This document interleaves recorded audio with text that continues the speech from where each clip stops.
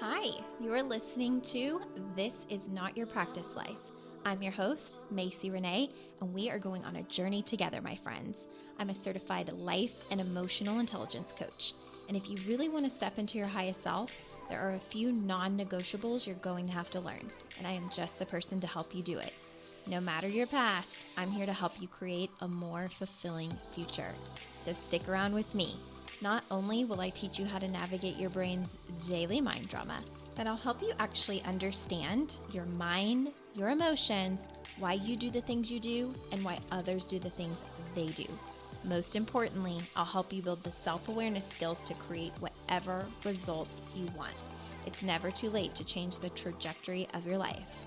After all, this is not your practice life. Good morning.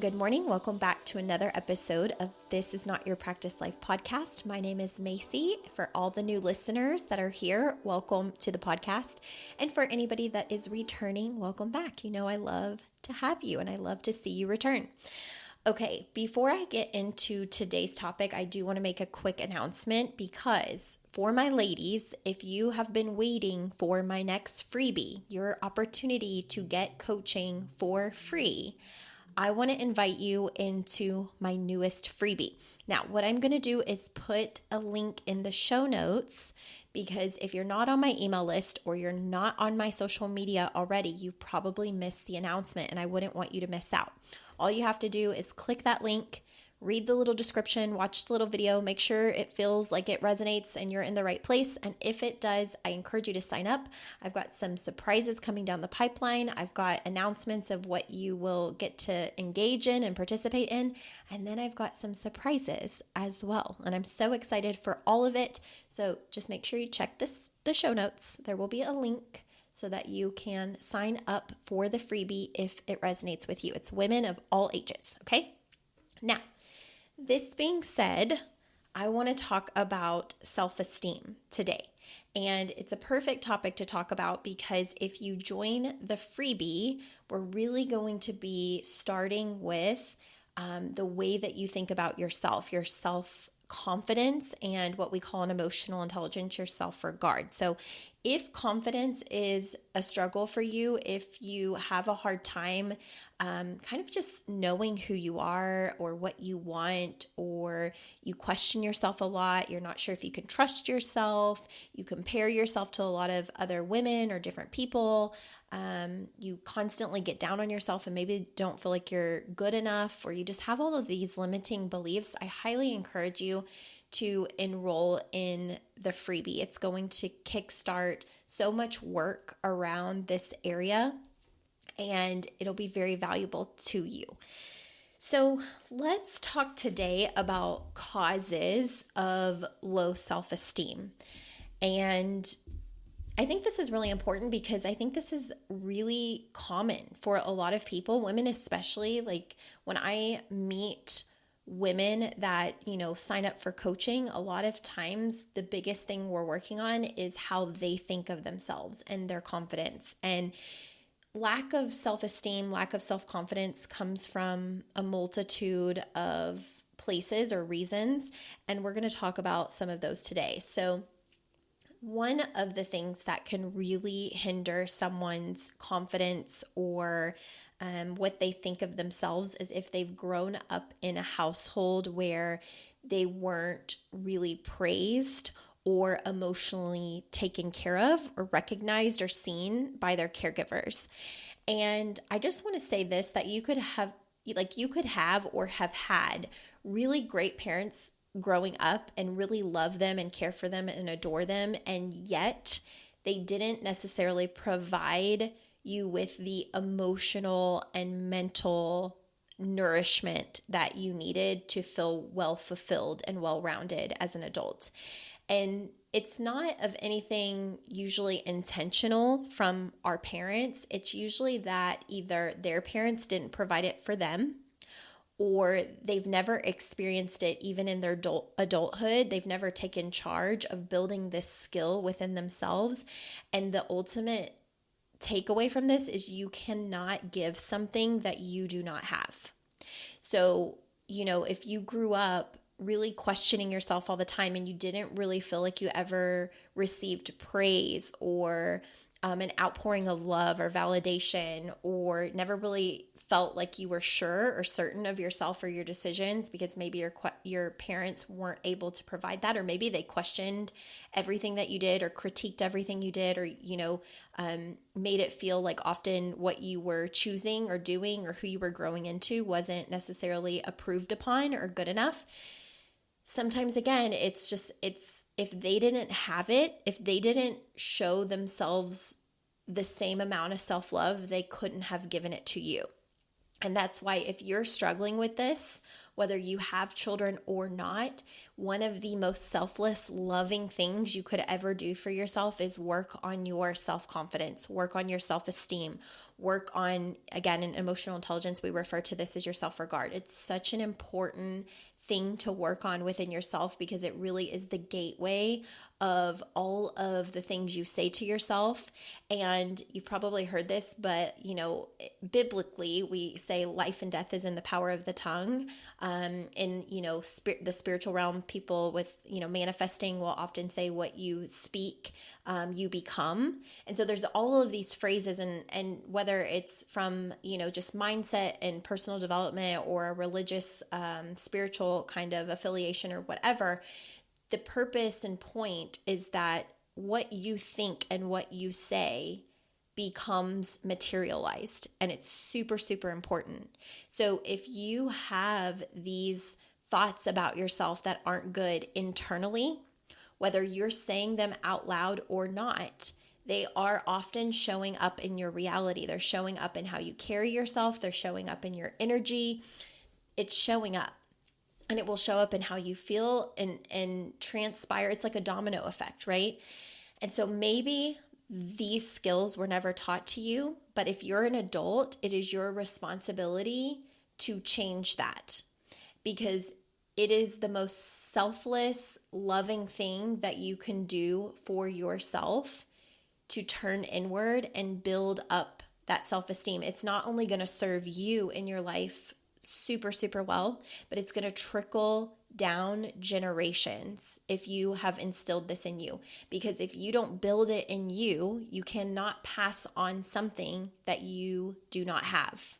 Because think about it, even if you fake it, it's not an actual embodiment. It's just a textbook kind of, well, here's how you do it.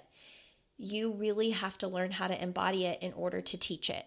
So if this feels like a little bit of like, oh gosh, she called me out, I don't feel confident, I don't feel good, I often talk down to myself and about myself. I call myself fat, I call myself ugly, I call myself not good enough, I compare myself to everyone, I don't feel confident, I don't show up for myself, I succumb to my limiting beliefs. Like if that is you as an adult, lovingly, it is your responsibility to change that. Okay.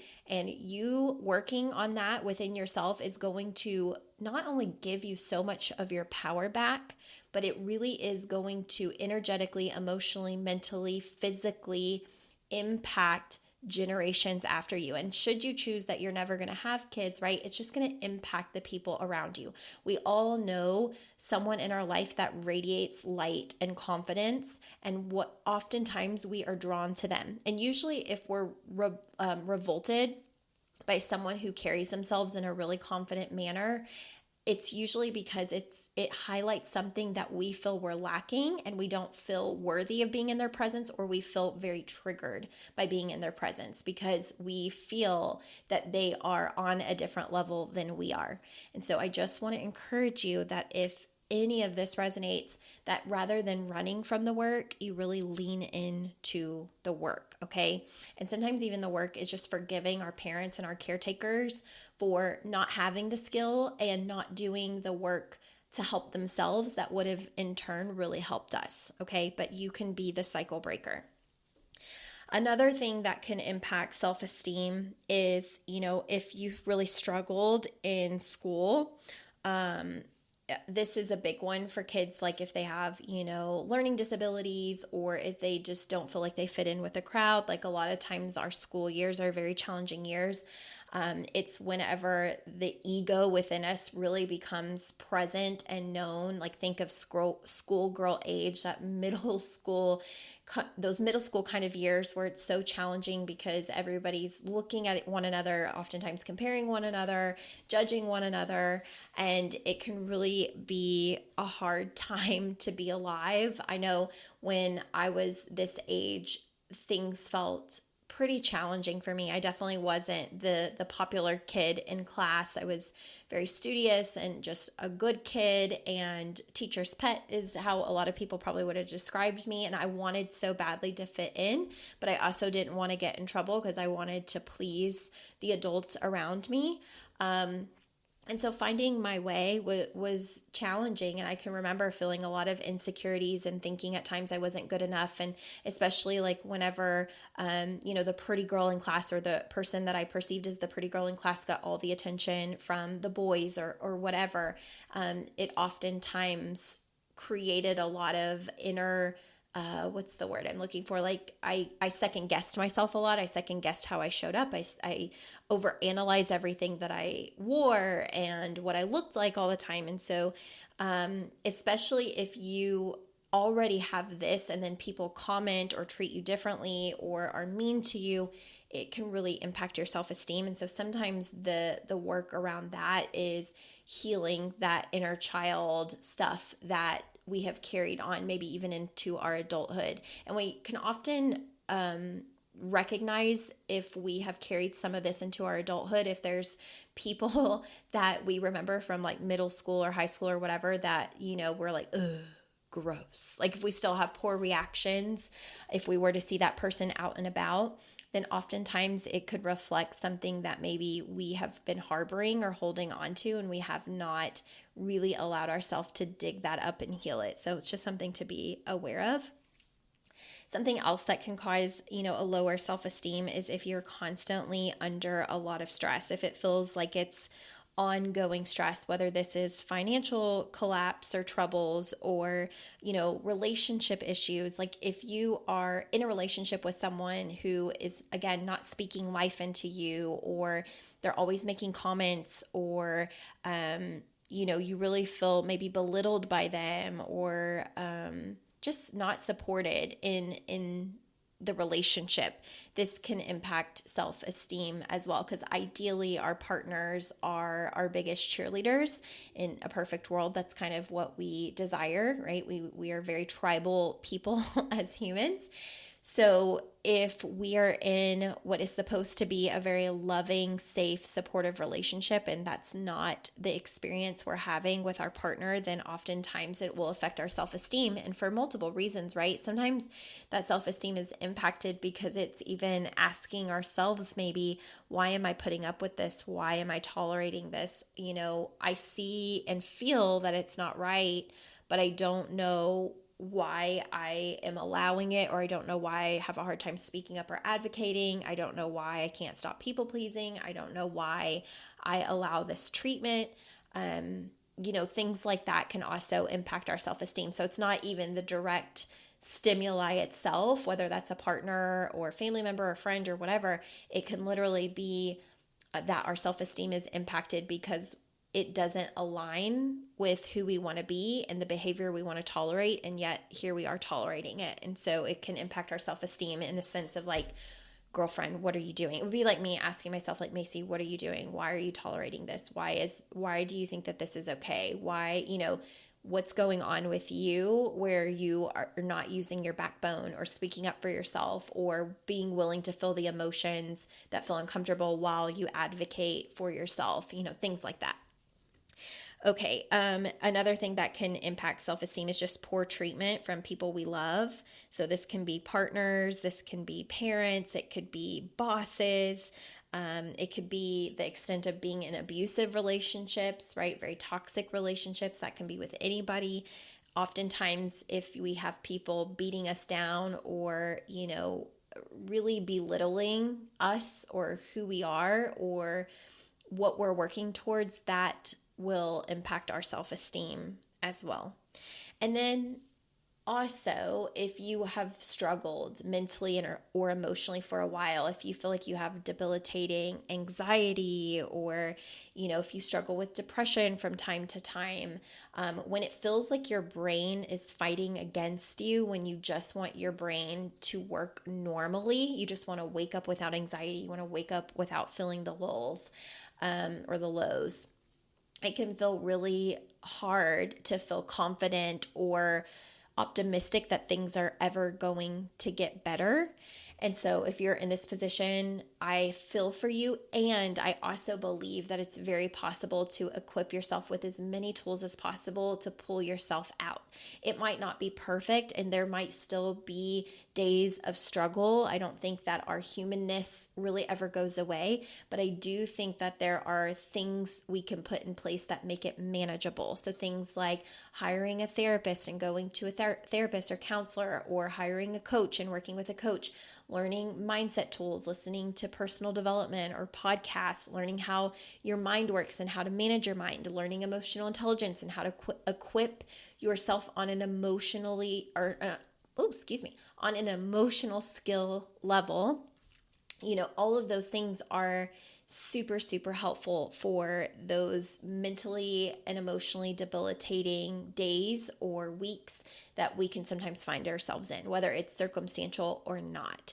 So I will say, if you feel broken, if you often tell yourself, I'm broken, again, life and death are in the power of the tongue. What you tell yourself manifests, it becomes your reality. And so even if it feels so true, and even if you are struggling to pull yourself out of the dark, I know this is challenging, but it really does take the enough trust that there is light on the other side, one day at a time, one sentence at a time, one action step at a time, to pull yourself out of it. And the most helpful thing sometimes is finding a professional for that kind of help, if that's a therapist or counselor, finding someone that you really trust, or a community of people that are going to lift you up. Because when we're in those dark places, it can feel really hard to feel any sort of confidence that our life can be different. I know I've been there many, many times, not on a diagnosed clinical level, but circumstantially, when life feels like it's just punching me in the throat over and over and over again. It's been really hard to stay positive and to believe that anything is ever going to get better. And it's taken sometimes a complete breakdown to have a breakthrough.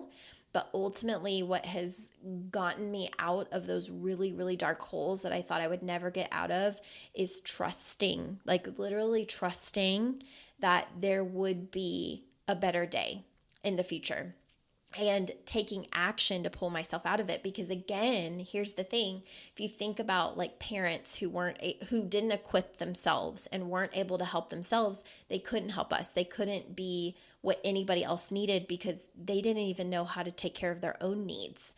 And so something that motivates me all the time, when I feel like I'm stuck, when I feel like I can't go on, I always think there has to be a solution for this, and I am not going to wallow around in the woe is me and impact everybody around me by believing that I am stuck in a position ever, because at the end of the day, we are never ever truly stuck. And the more that we build our emotional intelligence skills, and the more we build our mental resilience and our mind, the less and less power those dark days will have over us. It's not going to eliminate the dark days altogether, but it will make them more manageable. And rather than feeling like they're going to last forever, we will know that it's a temporary thing that we will be able to overcome. Okay. So I hope that this helps you with understanding a little bit of where low self-esteem comes from. And if you're ready to change this, if you're ready to kickstart making this better and building your confidence and feeling more equipped with tools and skills that will help you grow and help you get on track for the things that you want to do in your life, the things you want to accomplish, who you want to be or become or unbecome. If you're ready for that, I highly encourage you to click the link in the show notes. Read through the freebie, watch the little 1-minute video, make sure you're in the right place. If it resonates and you can attend the live calls, sign up and you will be getting an email shortly with more information. I would love to have you there. I would love to meet you if this is my very first time. I'd love to have you back if this is going to be a returning visit for you. But ultimately, I can't wait to see you and offer this next freebie that I believe is going to offer so much value and so many fun surprises that I think you're going to be really excited about. I know I'm excited. All right, you guys, have a great week, and I will see you again soon. Hey there. Thank you so much for joining me on today's episode of This Is Not Your Practice Life podcast. If you'd like to connect on social media, you can find me on both Instagram and Facebook at Macy Renee Coaching. And if you want to stay up to date on all of my offers, announcements, and inspirational emails, you can join my email list at macyrenee.com. In addition, if there's a way that I can further support you in your coaching journey, you can schedule a free 60-minute consult at macyrenee.com anytime you want so we can discuss the best options for you. I look forward to seeing you next week, and I hope you have an amazing day. Bye.